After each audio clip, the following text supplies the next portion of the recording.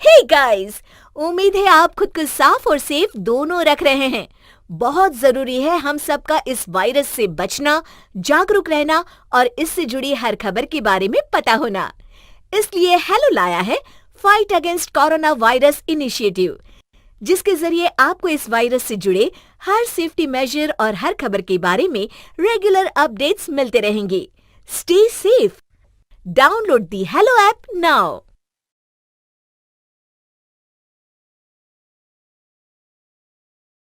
सिद्धार्थ की माँ उसकी शादी किसी अमीर घर में कर ढेर सारा दहेज लेने का प्लान बना रही थी। लेकिन एक दिन सिद्धार्थ अपने साथ शिल्पा को ले आया। माँ, मैंने शिल्पा से शादी कर ली है। आज से ये तेरी बहू है। हाँ हाँ, वो तो ठीक है बेटा, लड़की दिखने में भी सुंदर है। लेकिन इसके पिता क्या करते हैं और क्या शादी का सामान पीछे ट्रक में आ रहा है? नहीं माँ, शिल्पा एक गरीब घर की लड़की है, लेकिन उसके माता पिता ने उसे बहुत अच्छी शिक्षा दी है। उन लोगों के पास शादी के पैसे नहीं थे और मैं इससे बहुत प्यार करता था, तो मैंने मंदिर में जाकर शादी कर ली। अब आप ना एक अच्छी सी पार्टी दे देना माँ। अच्छी सी पार्टी के पैसे कहाँ से आएंगे? और हाँ, मेरा घर कोई धर्मशाला नहीं है जो यहाँ फ्री में रहने खाने की व्यवस्था हो जाए। कैसी बात कर रही हैं सासू माँ? अब मैं इस घर की बहू हूँ, अब तो शादी भी हो गई। अच्छा होगा कि आप इस बात को मानकर मुझे अपना लें। इतना कहकर शिल्पा अंदर चली जाती है। तभी रीटा की बेटी कॉलेज से आ जाती है। फैशनेबल श्वेता माँ को परेशान देखकर पूछती है, क्या हुआ माँ, इतनी परेशान क्यों हो? अरे तेरा भाई किसी गरीब घर की लड़की से शादी कर आया है। अब तेरे दहेज का इंतजाम कहाँ से होगा बिटिया? और अब तेरी भी शादी दहेज की कमी के कारण किसी गरीब घर में होगी। श्वेता माँ की बात सुनकर गुस्सा हो जाती है। ऐसा कैसे हो सकता है? अगर भाई ने शादी कर ली तो कोई बात नहीं, मैं हूं ना, 2 दिन में उसे घर से भगा दूंगी। शिल्पा घर के सभी लोगों को रात में खाना बनाकर खिलाती है। किचन साफ करके खुद खाकर सोने जा रही होती है, तभी उसे श्वेता रोक लेती है। सुनो भाभी, तुमने ये जो जेवर पहने हैं ना, मुझे दे दो, मैं माँ को दे दूंगी, जिससे वो आगे मेरे लिए दहेज बनवा सके। ये मेरे गहने हैं, मेरे पिता ने मुझे दिए हैं। मेरी माँ ने एक एक पैसा जोड़कर बनवाए हैं। मैं ये किसी को नहीं दूंगी। ज्यादा मत बोलो भाभी, जितना मैं कहती हूँ उतना मान लो, वरना अंजाम बुरा होगा।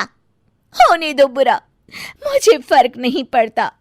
दूसरे दिन शिल्पा के कमरे से जोर जोर से रोने की आवाज आती है। अरे कोई तो मेरी सुनो, मेरे सारे गहने चोरी हो गए, अब मैं क्या करूं? हाय, मैं तो लुट गई। उसकी आवाज सुनकर सिद्धार्थ वहां आ जाता है। अरे क्या हुआ शिल्पा, क्यों रो रही हो? मेरा सारा सोना, गहने सब चोरी हो गए। देखिए जी, रात मैंने उतार कर यहीं रखे थे, सुबह उठी तो वहां नहीं थे। लेकिन हमारा कमरा तो बिल्कुल आखिरी में पड़ता है, बाहर से चोर के अंदर आने का कोई सवाल ही नहीं उठता। चोर बाहर का नहीं, अंदर का ही है जी।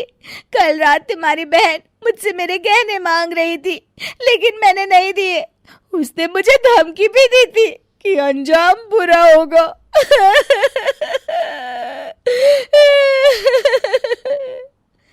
ये कहकर शिल्पा दोबारा रोने लगती है कि तभी बाहर से श्वेता और रीटा अंदर आ जाती हैं। वाह भाभी वाह, क्या कहने, यही सिखाया है आपकी माँ ने आपको? अभी एक दिन भी नहीं हुआ और भैया को हमारे खिलाफ भड़काने भी लगी। अरे नहीं श्वेता, ऐसी बात नहीं है। बस तुम ये बताओ, क्या कल सच में तुमने शिल्पा से उसके गहने मांगे थे? नहीं भाई, बिल्कुल नहीं। मैं क्या करूंगी इन गहनों का? मैं तो वैसे भी गहने पहनने का शौक नहीं रखती। देखो सिद्धार्थ, अच्छा होगा कि तुम शिल्पा से ही पूछो, कहीं ये गहने अपने घर तो नहीं दे आई और इल्जाम हम पर लगा रही है। रीटा की बात सुनकर सिद्धार्थ शिल्पा से कहता है, शिल्पा, हमारे घर में कोई चोर नहीं है। बेहतर होगा तुम ही इधर उधर देखो, कहीं रखकर भूल गई होगी। रीटा और श्वेता वहां से चले जाते हैं। एक तो दहेज में कुछ लेकर नहीं आई और जो लाई भी उसे भी चोर के हवाले कर दिया। रहने दो ना माँ, तुम क्यों खून जला रही हो? बुरे लोगों के साथ बुरा ही होता है। अच्छा ही हुआ, अब उसे पता चलेगा कि गहने संभालना हर किसी के बस की बात नहीं होती। वहीं शिल्पा भी बेचारी कमरे में ही गहने ढूंढती है, लेकिन उसे वो गहने कहीं नहीं मिलते हैं। अचानक शिल्पा के सामने कुछ आता है और वो खुश हो जाती है। आज का एपिसोड यहीं खत्म हो जाता है।